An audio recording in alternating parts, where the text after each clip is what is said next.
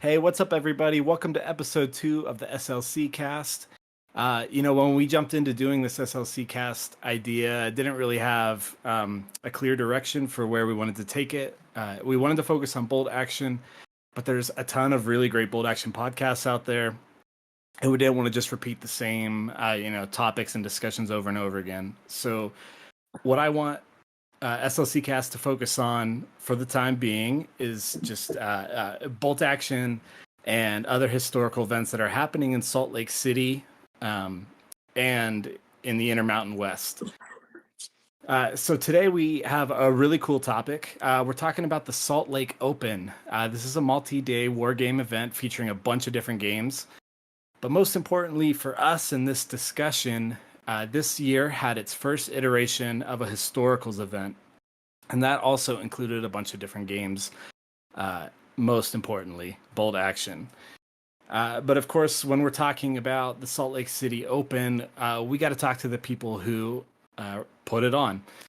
So first up, I'd like to introduce Shawn. He's a Warlord Raider. He's, not the reason we have events in Salt Lake City, Utah, but he is the reason we have world-class events. Shawn, why don't you say hello? Hello, everybody. Greetings from Salt Lake City. It's awesome to have you on. And if we're talking about the bold action side of the event, why don't we talk to the bold action event organizer? This is Mike. He not only is a bold action tournament organizer, he is also the Warlord Games Slain runner-up world champion. Now, unfortunately, we're focusing on bold action in this podcast and not Slain, so I can't really get into that, but you should know that about him. Mike, why don't you say hello? Hello, shout out to my other Slain head, Charlie.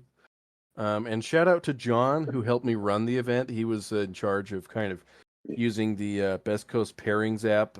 Fortunately, he couldn't be here, but I just wanted to shout him out. He did tremendous work. It couldn't have happened without him. Yeah, way to go, John. He was the savior. All right, it's awesome to have you guys on tonight. We're talking about the Salt Lake Open. Now, you may have heard of other events like the Las Vegas Open, maybe Nova Open. But Salt Lake Open is kind of a newer phenomenon here in Salt Lake City. So, Shawn, why don't you just give us an introduction to what the Salt Lake Open is, and maybe just the general lay of the land when it comes to historical wargaming and bold action in Salt Lake City. Oh yeah, no, for sure. I can kind of go back to my story when I came here from California 6 years ago. I had always gone to conventions. I put quotes in the air around that because I really love gaming conventions, and so I came to town here, and there was no wargaming conventions, and so I kind of thought about that, but then I discovered a store that all three of us know very well, Gadjo Games in Sandy, Utah, and I came to Shangri-La, and this Intermountain West, and I say Utah along the Wasatch Front. There are a ton of historical gamers here. So I just, the Warlord asked me to join them about 3 years ago now, Jordan. And part of that, I wanted a convention here in Utah. So I know to pull that off, we came up with the idea as I talked with some of the old timers around here. There hadn't been a historical wargaming for 30 years. And the man who put that on passed away about 30 years ago, and nobody ever bothered to follow up. They used to do it here at the Utah State Fairgrounds. And so I just said, the heck with that. Let's do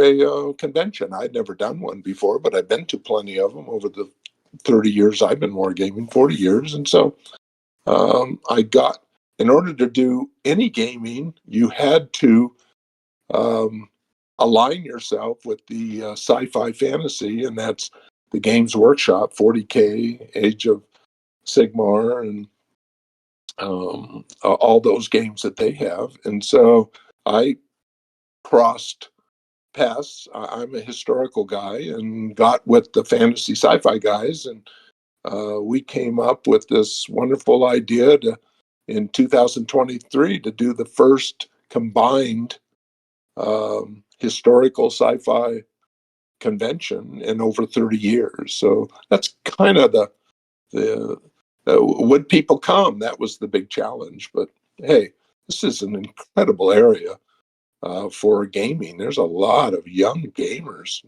including Mike and Jordan.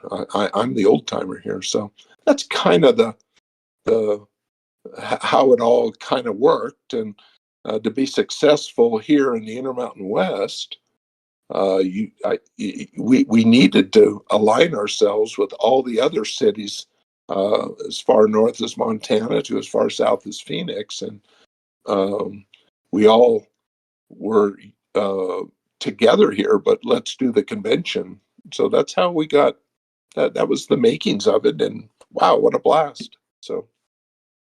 That's awesome. And I know that you had attended Salt Lake Open last year when they didn't have any historicals going on. Exactly. And it was a little bit of a different turnout, wasn't it? Yeah, they had it was. I don't know if we would have fit there because the hotel they were at out by the Salt Lake City airport wouldn't have fit us. But I went to them, and I knew that from the historical standpoint, we had to get our own venue. And so I went out and found a venue, and then went to Mario Capizzo, who runs the whole, as far as I'm concerned, the Games Workshop here in Salt Lake City, as far as tournaments and stuff over the years. And we got together, hey, let's do it. And we had two different venues, about a block and a half from each other. And we put it together. And for the first time, I think it was very successful. We probably sold over 300, close to 300 tickets. And for a first time, that's pretty exciting. So, and we definitely, that's when Mike came in. He agreed to be the TO for the Bolt Action Utah State Championship. And that was some of the magical powers that me and Jordan have as Raiders, that we can kind of do what we want just to build our player base. Because again, I think Jordan will agree. I think Mike will agree. We're building a community of players here in the Intermountain West. So we just needed a place for them to come. And let's go back to that movie, build it and they will come. And my goodness, they all came. You set up the tables, and all the players will come out of the cornfield. Yeah, they did. Yeah. Come out of their basements. Yeah. They'll paint the cornfields. Sorry, I meant painting studio. Oh, gotcha. But for a big event like this and having historicals for the first time, I think a lot of the success can depend on the local community feeding into that. So, Mike, you've been in the Bold Action community here in Salt Lake for a couple years now. I remember my first time meeting you coming to a Tank Wars event with one tank, not realizing what it was, and we scrambled and grabbed a bunch of tanks for you, and you were able to play. Yeah. That was a couple years ago now. Why don't you just kind of give us an overview of like what does the Bold Action community look like here in Salt Lake City and maybe the surrounding communities?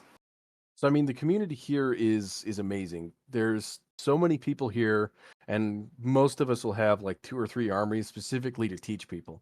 I mean, I've done my fair share of learner games with people. Everybody else I know, like, Drake and everybody, they've all done learner games and stuff. And really, it's all just kind of how can we better help each other make this happen versus, maybe a more competitive scene. We're all very kind of open about just like, we're all adults. We realize that, we're all just kind of making time to be there and to have a good time. So if that makes any sense, we're all just trying to help each other. It's a really good community.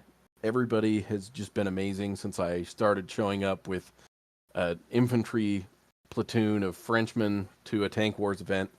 Ever since then, I've just been going crazy with this. I mean, Shawn came up to me like my second or third time there, just being like, "Hey, we're doing a thing. You want to make some trophies?" And I've been kind of involved with it ever since.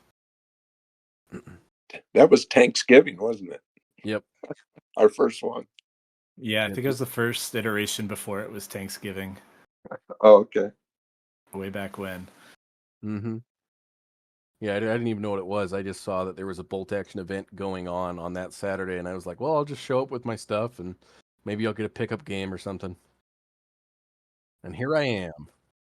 There is something interesting Shawn and I have talked about a couple times is how young the historical community is here in Salt Lake, and like the age demographic for the players that attend like our events and just play the games in general. I don't know why that it is uh, so young here in Salt Lake City specifically, but that does seem to be a pretty unique thing, like when compared to other communities that I see out there. Yeah, I mean, if I had to talk about like the ages of things, I would say probably like maybe the some of the Flames of War Team Yankee guys are the youngest. You know, they've Yeah. got guys still like teenagers. And then, as you get closer to 30, then you start seeing more bolt action players. Um, that's just kind of my experience with it. Well, But that's something at SLO that I noticed. The not only the age diversity, and again, I'm one of the graybeards, is the diversity of all the people that came to play in the good spirit of, hey, it was a convention. Some of them have never even been to one, but it was a wonderful diversity of players. And again, I don't know if we talked about it, but we had players from throughout the Intermountain West, from Montana to, we had two guys from Canada. If you look at Montana down to Arizona, over to California, certainly Nevada, certainly Idaho, certainly Wyoming, Colorado. It's just, and it's that 30. It's kind of there. And I'm amazed. I'm not used to that once I went in California because it was an older group, graybeards. yeah. And shout out to, those Montana guys. They're tough as nails, but they're always at the events. They're always coming down to like whatever we have going on here, whether it's Revenge at Gadjograd or, whatever it be. Mark Pritchard and his guys, they'll all come down and they'll, you know, give you a run for their money. Give you a run And for your money. it's like an 8 hour drive, right? Like it's a Yeah, they're troopers. far Well, drive. well, the Oregon guys came, I think it was just Oh 13 yeah, hours. the Rosty's Gambit guys. The Russia's Gambit, that was great. What a Yeah, great those group. guys are great too. They walked away with all the trophies, but that was great. Yeah, I think Yeah. if you've not been to Salt Lake City or you're not familiar with it, like Salt Lake City is very central to this whole part of the U.S. Like the Intermountain West is what we call it, but um, it's really easy to get to from basically like the Midwest all the way to the coast. So Yeah. as the Salt Lake Open continues to grow, like I think it'd be very easy to pull in people from all those different, areas of the country and beyond. Like you've already had people from Canada, which is incredible. Um, so before we start getting into like the minutia of the Salt Lake Open, let's just talk about this Utah State Bolt Action Championship real quick. Um, a lot of the events that we've had here in Salt Lake City so far, like Mike was talking about, haven't been competitive minded. They've been a lot more relaxed. Narrative. Narrative. Uh, yeah, some of them are narrative. Some of them are kind of like let's come up with the wackiest lists we can. Or like the Rumble and the Rubble, which is expanded beyond Salt Lake City, which Shawn puts on. That's all literally about city fighting and just the ebbs and flows of those kinds of battles. But the Bolt Action or the Utah Bolt Action State Championship is kind of the first of its kind here in Salt Lake City. So, Mike, can you talk about just kind of like the basic format of the event and what that looked like? So it was a 3-game event. I've got the packet pulled up right here. It was a 3-game event, and I tried to give a little bit more leeway as to what you could do with your force versus like some other of the big tournaments we've seen. So you could do 2 reinforced platoons, 18 order dice, 1250 points. I did limit some things like 2 multi-launchers, 2 flamethrowers, but like I didn't have to limit too much, and I do think that we saw like a good variety inside of that. I think people were able to kind of do a little bit more weirdness here and there. I didn't really see a lot of like the meta max lists that you might see somewhere else. There wasn't like legions of Japanese spear fighters anywhere. There wasn't. I think maybe one person had Gurkhas. So I think people were kind of more coming to have fun, which is great. And there was a lot of variety in the lists, which is also great. I think more variety means more interesting games, and if you're traveling from out of state, then that's what you want to see. And then we did 3 different scenarios. We did key positions, we did demolition with a slight change on the victory conditions, and we did nuts. But I tried to make them right out of the rule book as much as I could. I tried to make them just kind of things that people could know beforehand, so they're not surprised, like, oh no, what is this? We have to, figure this out for 10, 15 minutes, and it eats up time into your game. You know what I mean? Smart. Yeah, I think that's something we've learned from past events is Yeah. like for the pack, have as much information on there as possible. Make sure the players know exactly what to expect, because how long were the game rounds? 2.5 hours? Yeah, I think so.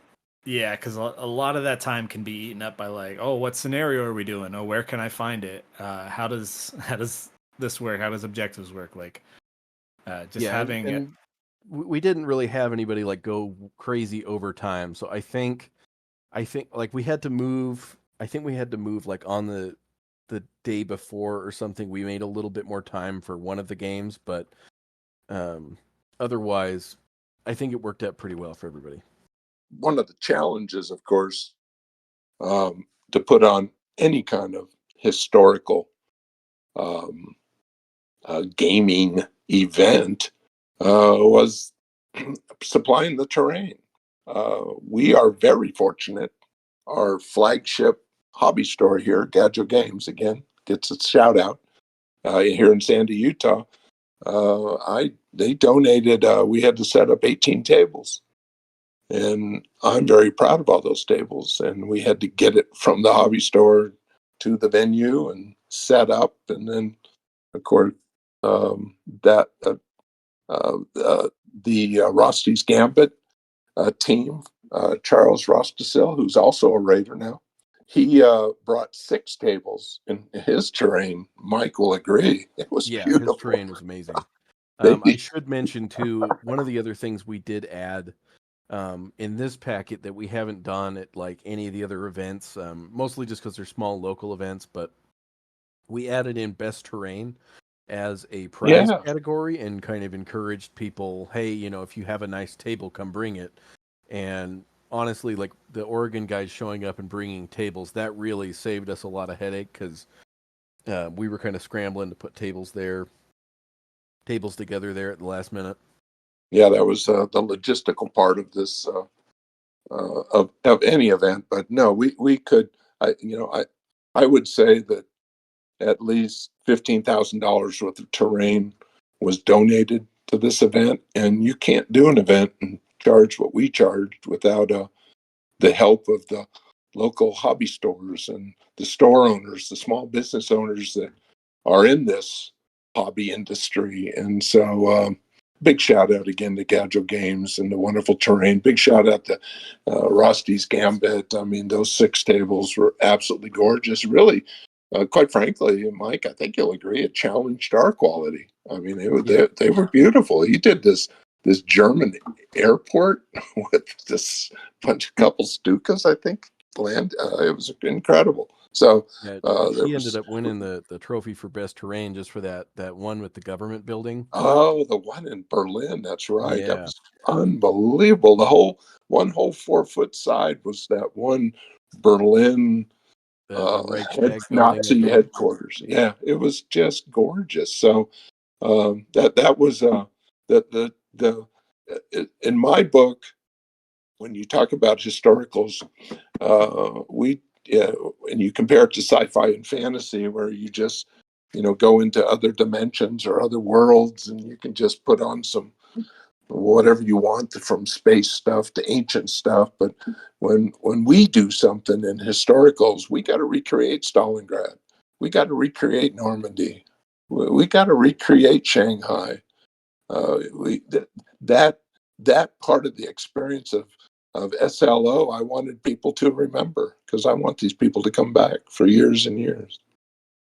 So, And those tables were up on Facebook and different groups, and there were so many comments about just how beautiful the tables looked. And I think a lot of communities out there are used to, their bolt action tables being a game mat and a couple buildings or something, like especially the stock Warlord one from the Band of Brothers starter set. You see those at every tournament. It's almost a requirement to have at least one of those. But I think a lot of that comes down to logistics, and sourcing all this terrain is a huge amount of work. So, Shawn, can you just speak kind of the logistics of all of that real quick? oh yeah, sure. We had to. We we got into the venue, which was, thank God, it was General Distributing Company. It's the local Budweiser distributor here. We couldn't get in until the Friday morning of the start of the event. So, um, and so the night before, I went to Gajo's and had a team, and we loaded up the 19-foot truck, rental truck, and loaded it up and parked it out in front of the facility.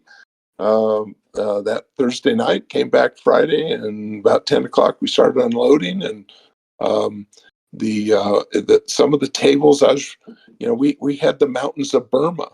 I know that was a big challenge, but we could create the jungles of Burma on the mountains, and that table was actually fantastic. We had an Italian vineyard in the hills of Italy that the guys had to fight on. We certainly had the Peleliu airport and the fight over that on Peleliu.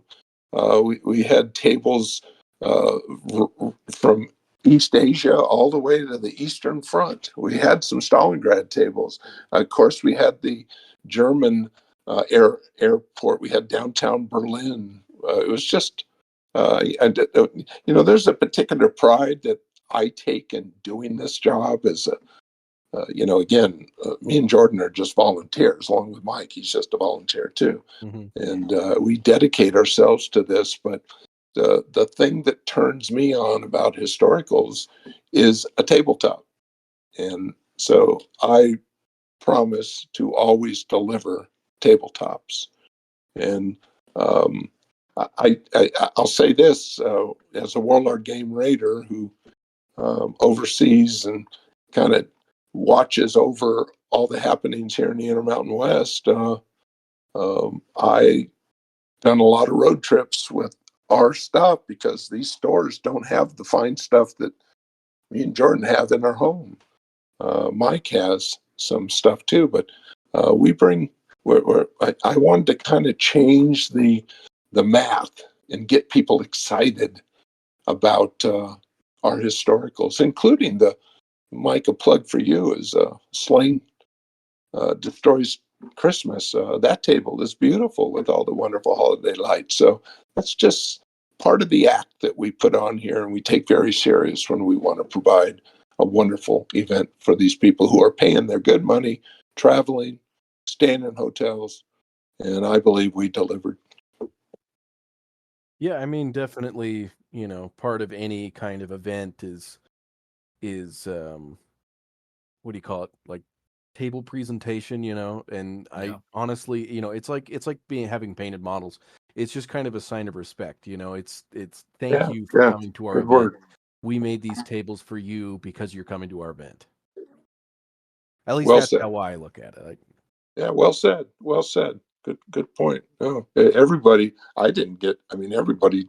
Some of the players have never even seen tables like this, and they're again from the states all throughout this whole Intermountain West, and I just think the pressure's on us for SLO 2024, and are we going to do it? Damn straight, we're going to do it. It's going to be absolutely gorgeous.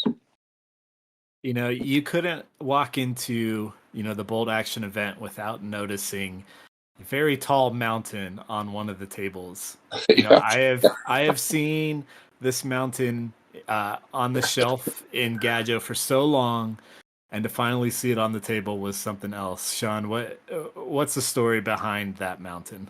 well, I call it Mount Bagley. About 4 years ago, when I first got there, I have a huge army, a couple armies for the Korean War, and Korea was very mountainous, and so I had somebody build three parts of this, so you can put it on a tabletop, a 6x4 tabletop, and it was very challenging for bolt action guys because you have to count these mountains. It probably does a rise from the tabletop level.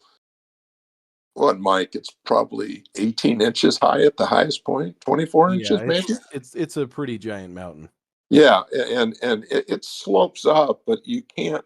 You can do track vehicles over rough ground, but you can't do wheeled vehicles over rough ground. And if you ever had scenarios or tabletops, I mean, that you really can't figure out how to play on it, people were kind of agitated. But I said to myself, you know what?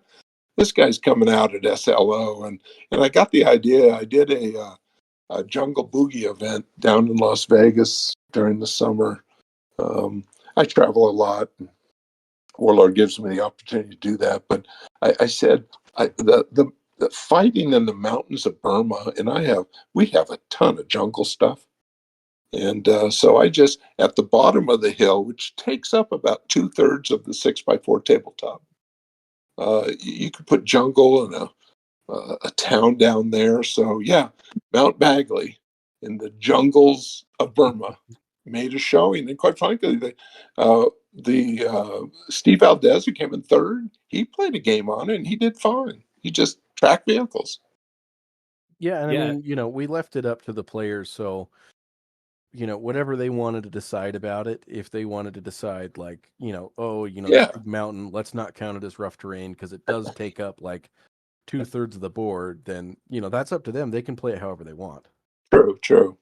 But Uh, I kind of like challenging players because it's that I don't know. Maybe I'm just I love the oh that question of how am I going to fight over this, and that's kind of the my degree, my college degree, my bachelor degree is in world military history, and I'm a big historical part of this gaming enterprise. I just love history, always have been. I've been to numerous battlefields over my um, long time on this earth, and I kind of want to. I want a player to go just like the real living history to say, how am I going to fight over this? I don't know. That's just me, and I don't know if I've attained the nirvana of tabletop, but I sure am trying because I got a bunch of terrain. well, I think most importantly about that mountain specifically is that it's in the middle of the board and it affects both players the same. Oh, If exactly. if one player had a mountain to deal with and the other did not, then that would be a different That'd be conversation. exactly. Yeah, it goes But lengthwise. yeah, it's amazing to look at. Very very cinematic and eye catching for anybody walking by. Oh, what's this? Bolt action. Yeah, no, they were all that whole, oh, how do you do this? I loved it. I said that's what I wanted because I want them to know. Uh, again, when and we can talk about, it'll take too long, but we can talk about some of our past events from you've done 3 Gadgelgrads, you've done Revenge of Gadgelgrad, we've done Rumble in the Rubble. I've done that about 4 other times throughout the Intermountain West here. And I like, and I think all of us, and that's why me and Jordan are a good team as Raiders, is I like the narrative aspect of these games. And it's sometimes you can't always match up the allies and access, but I just really like the narrative part and fighting on battlefields across the world. Charlie's Game Mayhem in the Mountains, we did all the tabletops were different mountain fights of World War II. And that's kind of what I'm into. I get, that's part of the joy of people wonder what Shawn likes. Hey, torturing players is one thing, but the joy of setting up a tabletop is part of that. Mm-hmm. Yeah, absolutely. All right. Well, why don't we just jump right into the actual event and the days of? So this event went on Friday, Saturday, and Sunday. The historical section only covered Friday and Saturday, and maybe we can discuss that a little bit later on. But specifically Friday, what did Friday look like?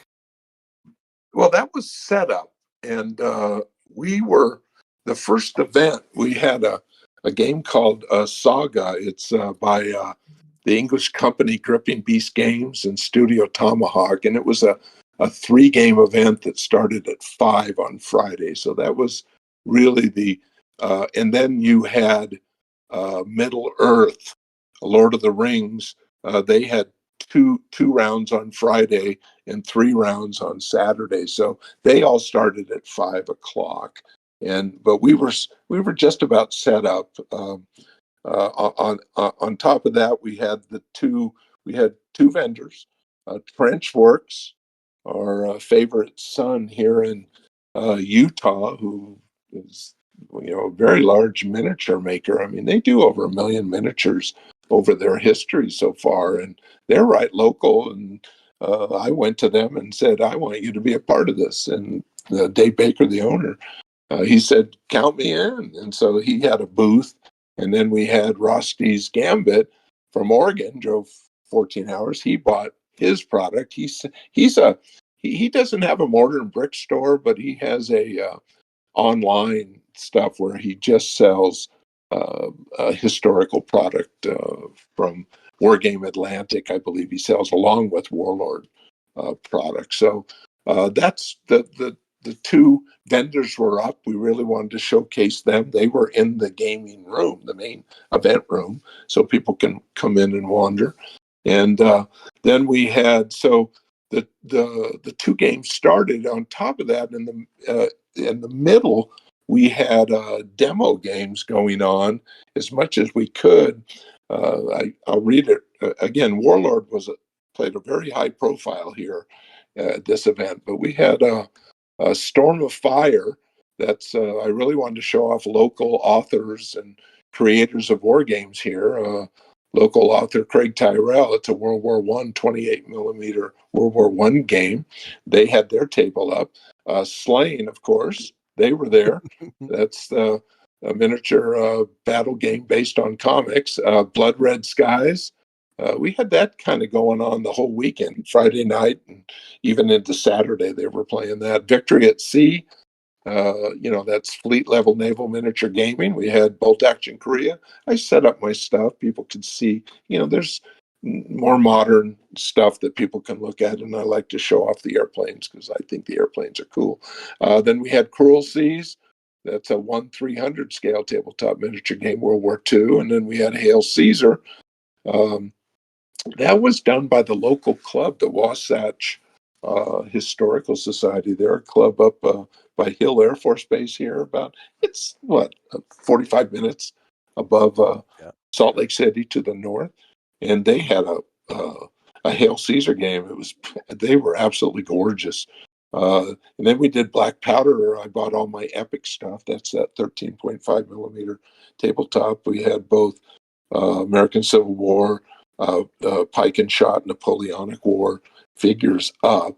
Not necessarily Pike and Shot, but certainly the other two. But we did show off the cases. So that was going on as people wandered in, and they were all set up by 3:00. So everybody was checking out, where is this place?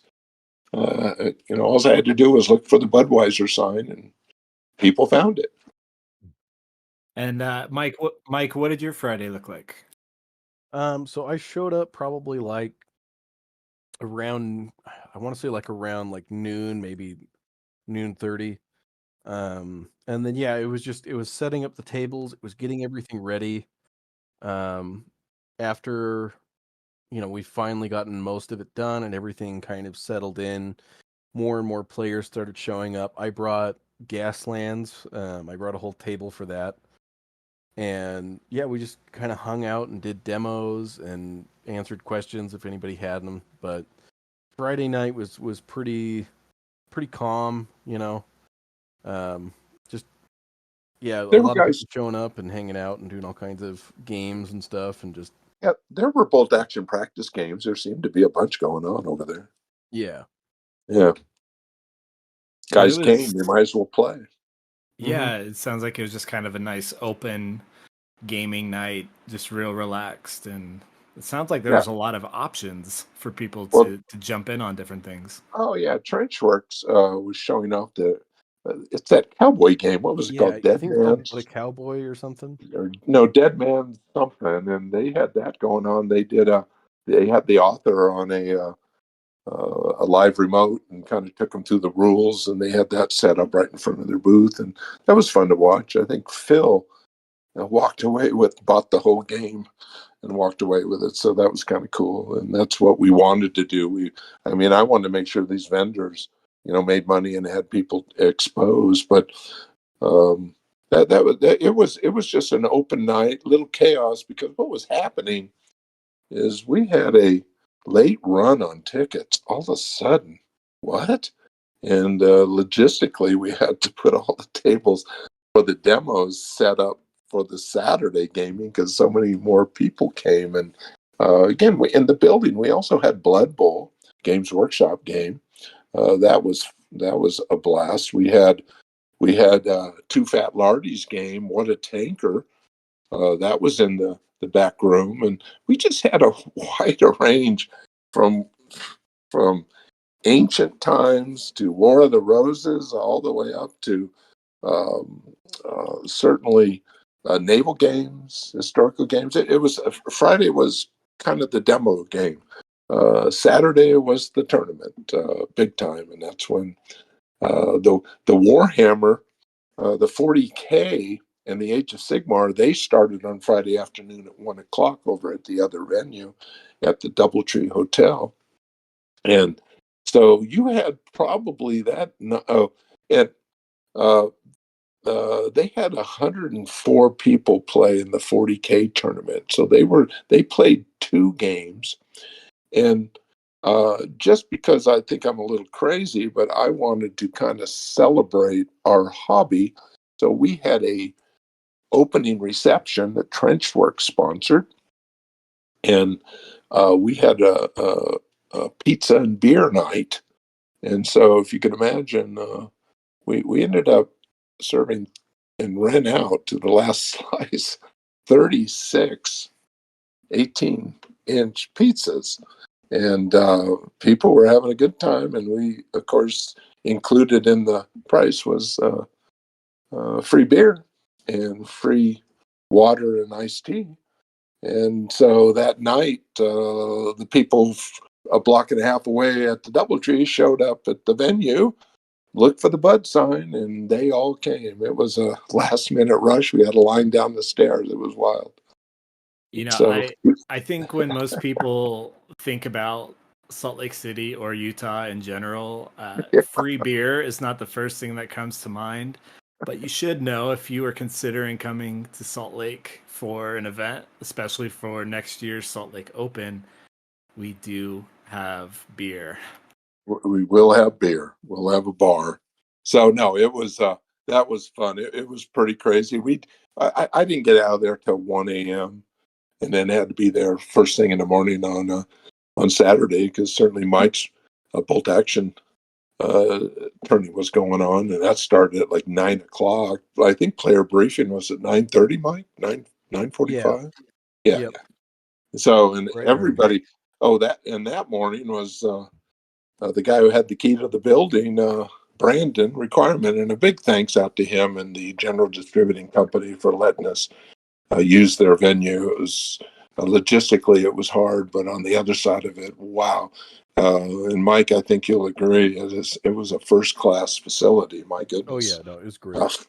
it was just. It turned out to be about 7,000 square feet. I think that's what we got to use. So, but he got a ticket trying to get to us so we could open the doors on Saturday morning. He was held up, and so we didn't open till about 9:30, and everybody came in, but we had people out in the parking lot waiting. So that was kind of a dramatic, but otherwise, we had along with and that was Friday Madness. Saturday we had the Lord of the Rings continuing. We had Flames of War. That was a Flames of War. Just for people listening outside the area, Gadget Games is the largest retailer in the world for Battlefront games. So for us not to have a Battlefront tourney would have been uh, suicide for us. So it was just nice to have them. And they had like 14, 16 players because they kept adding tables. It was crazy, but everybody wanted in on it. We had Star Wars Armada. That's by Fantasy Flight Games. That was a 4-round tournament. They didn't get out of there Saturday until about 11:30. They had a 4-game tournament that day, and then we had talked about Blood Bowl. There were guys. God, what a great group of people, and they literally wanted to be in our venue because Blood Bowl beer, Blood Bowl beer. We want to be with the beer, Just so makes sense. that's why it kind of all game, and it was just packed. I don't know what to tell you. And of course, over at the DoubleTree, that was packed, and they had 3 rounds that day. They had 7-round game for 40K and Age of Sigmar, and they had not only they had the Legion. They had the Star Wars Legion tournament over there. So I'm really proud of the fact that we had so many games and to put this together to find, um, and I think and people in other areas, and I think we learned this just in the past, at least I have in the past 5, 6 years, everybody's kind of grouped in different areas and stovepipes, I guess that's the term they use. And what I really wanted to do was to bring these people together. And so organizing all these people, reaching out to these different communities of these, you see them upstairs, you wonder who they are and you see the games they're playing. But I just, I just wanted to meet all these people and for them to all want to be a part of this. That was the only way this was a success in the first year. Uh, it really, this gaming community from, Lord of the Rings and having all the stars there from,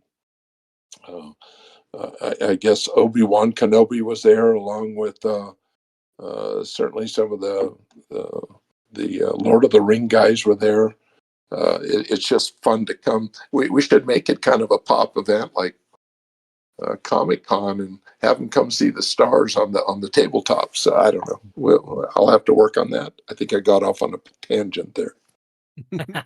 We'll have to get some World War II heroes on the table. I know Bolt Action has rules for them.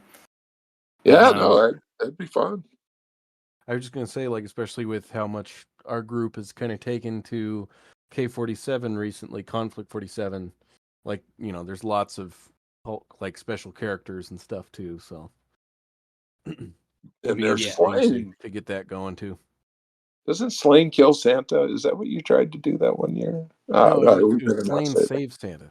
Okay, see, But Slane's a anyway, hero. enough talk about Slain. People are tuning out. Continue, Jordan. We're losing listeners by the millions. Let's jump into Saturday. specifically around bolt action. So yeah, Mike, you were there early. You had an early players briefing. How many players did you have for bolt action? I believe we ended up with between 34 and 36. Yeah, 36 paid. 36 paid, yeah. Yeah. We had like one, maybe two people drop out, but it ended up being even in the end, so it all worked out. Yeah. As far as like with Best Coast pairings and stuff, and this is a big part of why I had everybody submit their lists early, other than just making sure they were okay, is it had like full integration. So every player would have their list and everything else about them like built into it.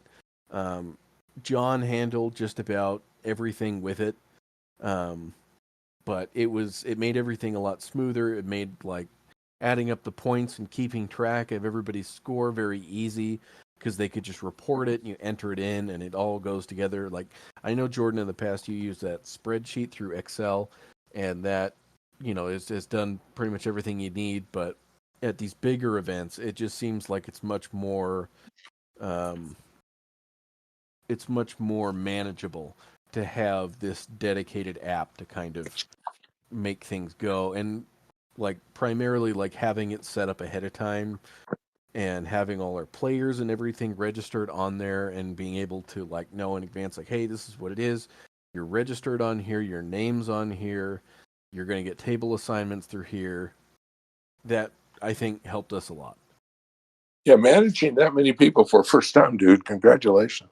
And I know that both of you, the team, you guys are a great team. Best Coast Pairing, that software, that's the first time, and we can all say this, I've seen it in action at other places, but that's the first time that we used it locally. So Yeah. it was amazing. And again, shout out to John for doing the lion's share of work with that app. Um, I was kind of busy doing all these other things, so I didn't have a lot of time to focus on it. And having another person there to kind of manage that exclusively was very beneficial. Both of them had, I was on John and Mike, they had the best hats. It was awesome. So Oh man, we haven't talked about the hats. Yes, I am going to propose a best hat award for I next year. agree. I agree. Yeah, I had my French officer's hat, and he had his It's like Italian. Italian hat. Um, It's a Bersaglieri hat, I think. yep, If you were Yeah, I at think I don't it know how to was. pronounce LVO, that word. yeah, if you were at LVO, you would have saw it. Actually, it was all over social media too because everybody loved it. Everybody loves that hat. It's a good hat. They're awesome. They are awesome. Gotta have it. I was originally going to do like some plastic army helmets that I was going to paint up like military police helmets, but then instead of having MP on it, it was going to have TO on it. There you go. But it seems like, I don't know if anybody else has checked recently, it's impossible to find plastic army helmets anymore. So Yep. we just ended up going with the next best thing, which I think people like more. So, I, happy accidents. I think the shipment of plastic army helmets got stuck in the Suez Canal or something. You never know. You never know. But 38 players registered, 36 showing up. That is by far the biggest bolt action event that we've had here in Salt Lake City. So that's a huge thing. But yeah, managing players and scores and all that stuff. Mike, you talked about how I've used spreadsheets, and Oh, we couldn't have this done it. the spreadsheets are very useful and helpful. But like if I enter information wrong, everything is messed up. But then I am Yeah. also working feverishly between rounds, like trying to get people paired up on tables that they Yeah. haven't played on before against players they haven't played before. And Best Coast Pairings kind of just takes care of all of that. So yeah, just another big shout out to John, who I'm pretty sure just came forward, was like, yeah, I want to do this. I want to like volunteer to No, make Best Coast Pairings work. I think me and Mike kidnapped him. I think he was held hostage, so he had to do it. Okay, he was voluntold to do it. Yeah, I mean, well, I'll tell it to you straight. At LVO, I believe it was on Saturday night, kind of as things were slowing down, Shawn came over to me and told me, "Hey, Mike, you're doing LV or you're doing SLO next year. John's helping you. I just talked to him." Yeah, I think that sounds.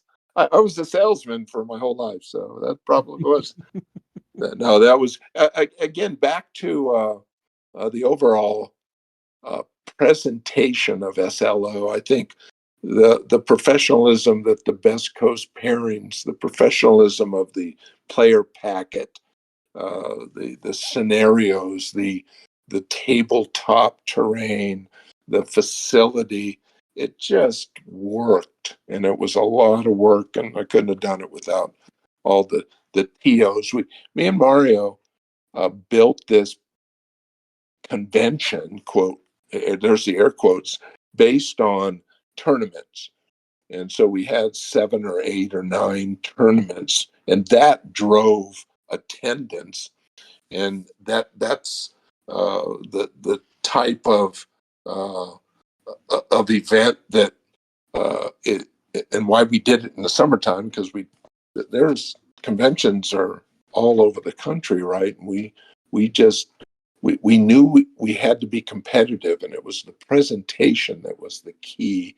And I think we pulled it off, and having tournaments, and we're going to expand the open gaming, and there's some cultural differences between fantasy, sci-fi, and historicals, but um, we were going to come together regardless of how we felt, and we all came together, and it was wonderful. So um, they all got to wander all the sci-fi on the Friday night pizza opening reception, celebrating this wonderful hobby of ours. They were wandering, looking at not only the vendors, but also all the tabletops, and the wonderful Lord of the Ring tables, the wonderful tabletops, even of Armada. I mean, Mike, you'll agree, it was just first class. Oh yeah. We just can't be beat, and that's what we had to do. And Best Coast parents played the role. Yeah, I think you'd only find better tables over in England where they go totally nuts. Totally, yeah, but they do 1 day affairs. But yes, but I'm kind of a competitive guy. I'll compete with England anytime. Yeah, we're definitely, at least at the bare minimum, we're the best in the West. There you go. I'll Well, take that. England shipped us a bunch of tables, but we just dumped them in the harbor. Ouch. Yeah, it could be a So tea party. So 38 players bought into this amazing presentation for the Bold Action event. Mike, why don't you give us an overview of how the 3 games went, and I don't know, what were some unexpected things that came up, or just some cool moments. I mean, we had, I think the players themselves, like the way we had it laid out in the packet, they were pretty self-governing for the most part. Um, there were like 1 or 2 just little things we had to correct here and there, but for the most part, like everybody got it. Everybody was on the ball. They had studied the packet. They practiced for it. For the most part, everybody had, played the packet in some iteration or other. I think we had maybe 2 guys, maybe 3 that had just gone into it totally blind. And if that's the way you want to do it, like that's totally fine. That's a valid way to do it. But yeah, for the most part, we didn't have a whole lot of anything. Like there was one situation with the second game where unfortunately, I hadn't read the rules as I put them in the packet, because I tried to make them as close to the rule book, and just I work a full-time job and everything. I can't be cracking the books every single night, but we had a slip up, but it all turned out in the end. When we did the the scoring and everything, when we were picking first, second, and third, it literally came down to kill points. We had so many people that were like neck and neck. It came down to like some guys in the first round just got totally destroyed, and that swung the whole thing. Oh, and speak to, and I think Jordan would be interested in this, and the listeners. We had a wide range of experience. We had beginners, and we pushed that it's friendly competition.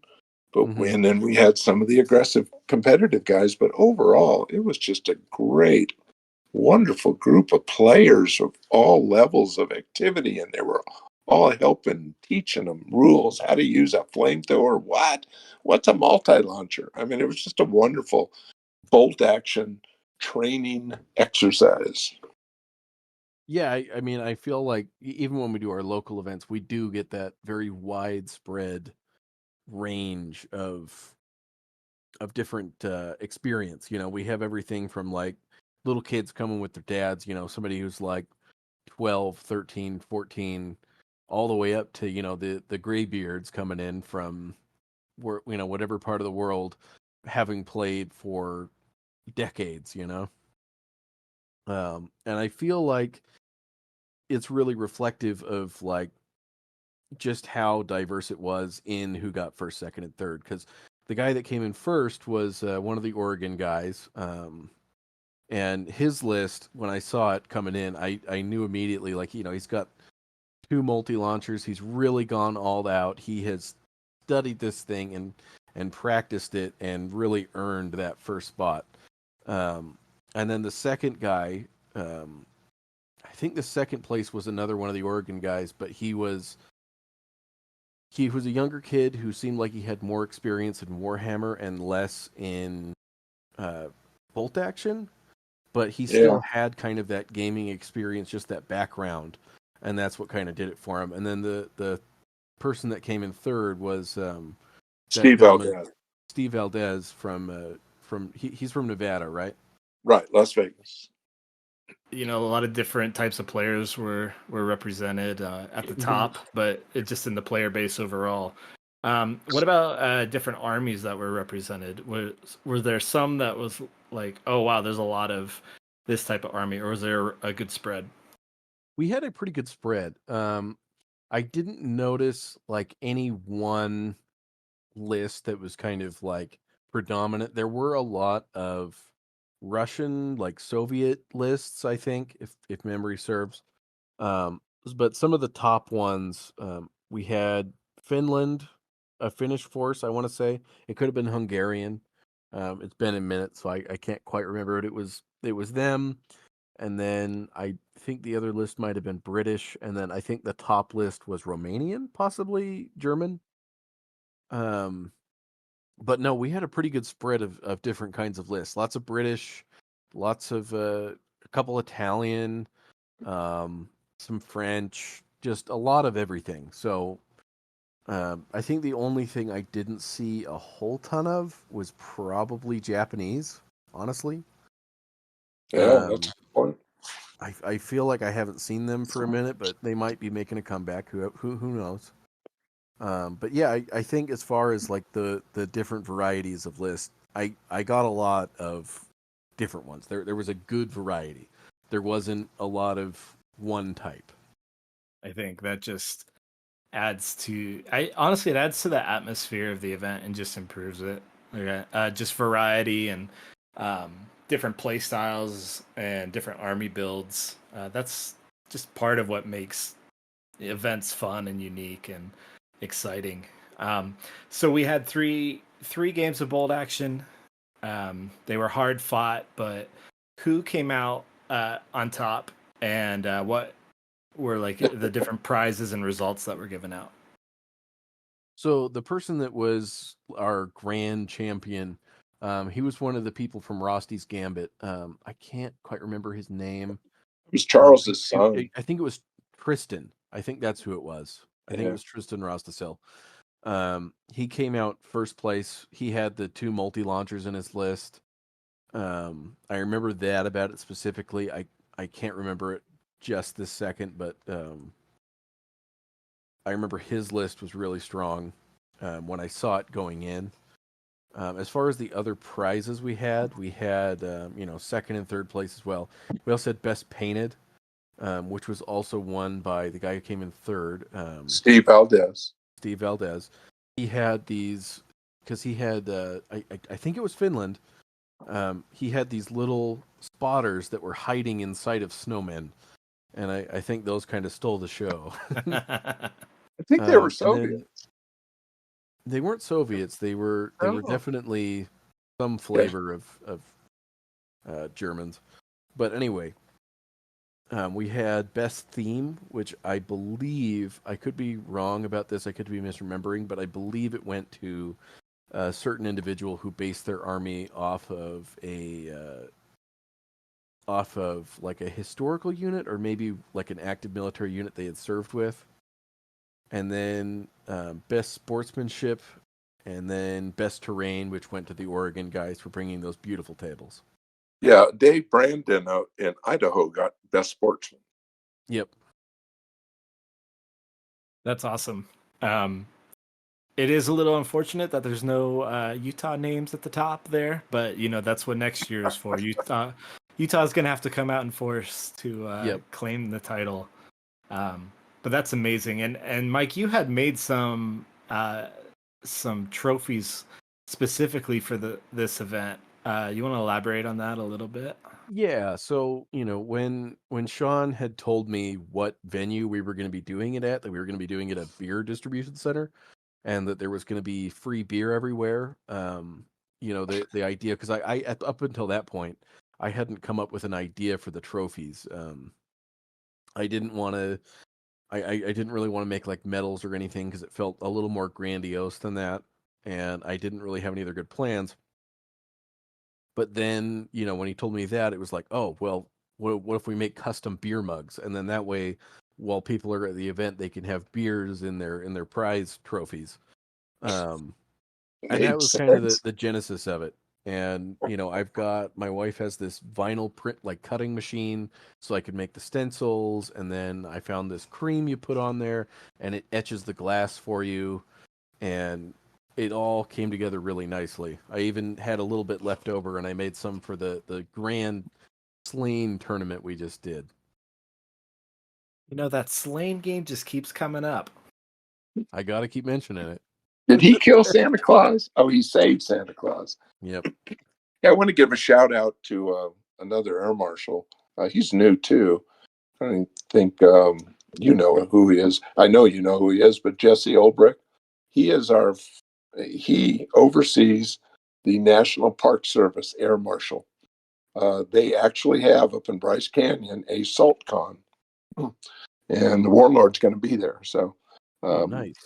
We have magical powers. So poof, he's an air marshal, and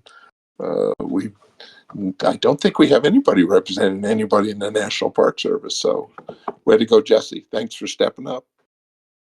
We do have a national parks table here in Salt Lake yes, City. We do. Yes, we do. With a Volkswagen Bug, or no, Volkswagen van.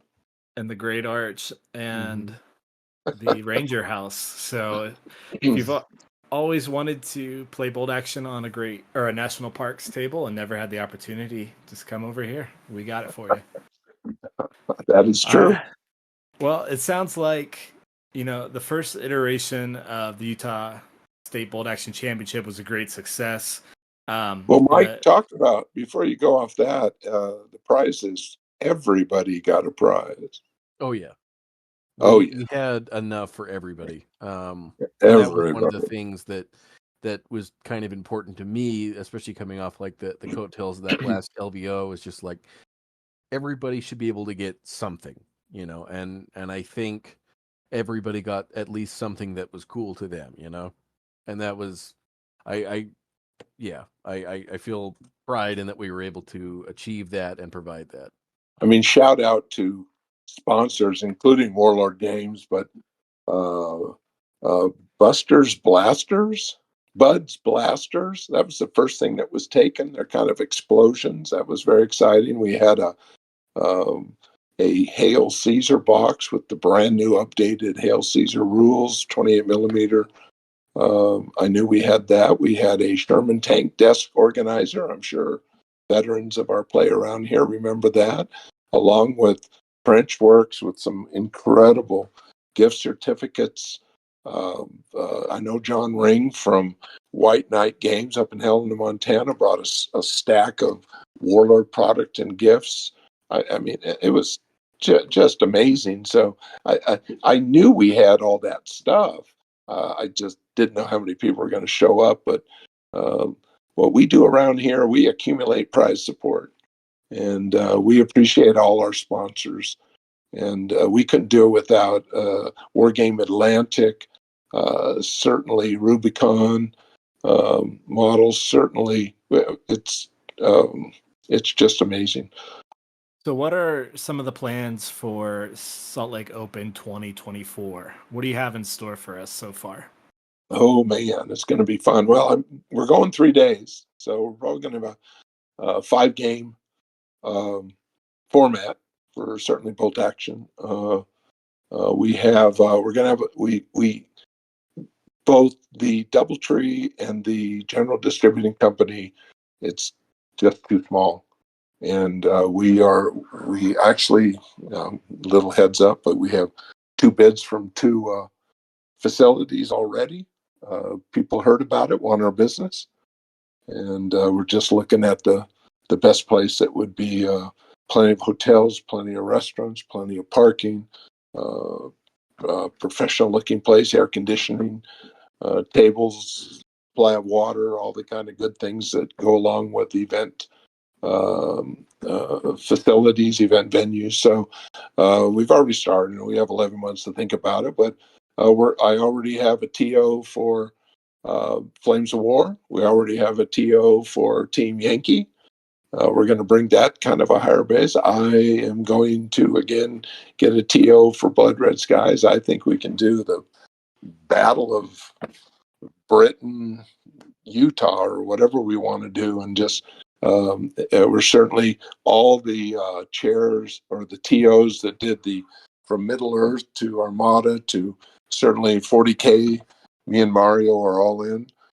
Certainly Age of Sigmar. Certainly we always talked about Armada, but all the Blood Bowl, those guys had a ball. There were 16 of them. They were from everywhere. And, again, give them free beer and a room, and they're going to play Bud Bowl. But they're all going to be back, and we're going to expand it. I'm always looking for TOs. We're going to expand our open gaming and have game masters be able to host. I have somebody who already wants to organize that element. We put in times of days that they can have open tables, and then they can those game masters would come, bring their own terrain, bring the armies, and people can come and sign up. See, you have in a convention, and I know people know this, but for instance, the competitive 40K guys, they're there to play games, and they probably don't have time to go over to the vendor hall. They probably don't have time to go and play in the open gaming because, quite frankly, if you're playing 2 games or 3 games a day, you're exhausted at the end of that. And quite frankly, when you're flying in from all around the West, if not the country, if not the North American continent, you want to spend time with your buddies, especially if they're doing teams, because some of these guys live apart from each other. The only time they can be together on a Friday night or Saturday night is at these cons. And so we have to cater to that spirit of a convention because we want them to have a good time. We want them to get their money's worth, right along with the people who want to explore this hobby. And that's going to an open game, going to a bolt action tournament, going to a Flames of War tournament, going to Blood Red Skies, whatever we have to do. We're gonna we're gonna fill this convention up at whatever venue we get, and you're gonna see a world class event. So yes, uh, FLO 2024. Get ready. You got to be there. Mike, Mike, do you have any thoughts on next year's iteration of the Utah Bolt Action Championship? Hey, Mike, you're doing it. No, Ah, I that's don't why we know. brought you on. To volunteer me. He wasn't I mean, ready. Oh, you can wait. You can wait. Okay. I definitely need to participate in some trophies here for a minute, or participate in some tournaments. Jeez, I feel you. I feel you. do that for a minute. But I am down to do some more tournaments in the future. Doing this one was my first time ever running a tournament, You were awesome. and It's just awesome. kind of understanding the amount of work you guys typically go through is nuts. But no, I mean it's a lot of fun. I'm always down to donate some stuff, whether it be trophies or whatever. As far as like things that we want to repeat, I think I mean I can't speak for Shawn, but I think we just want to make it bigger and better all the time. I think having free drinks and everything all day, I think that was a big thing for us. Um, I understand when you get to like 100 players or something, it starts to get a little untenable, but just having kind of services like that for people to just have willy-nilly for free, I think that lends a lot to kind of the positive atmosphere of the place. And I think we have a great foundation of like to build upon.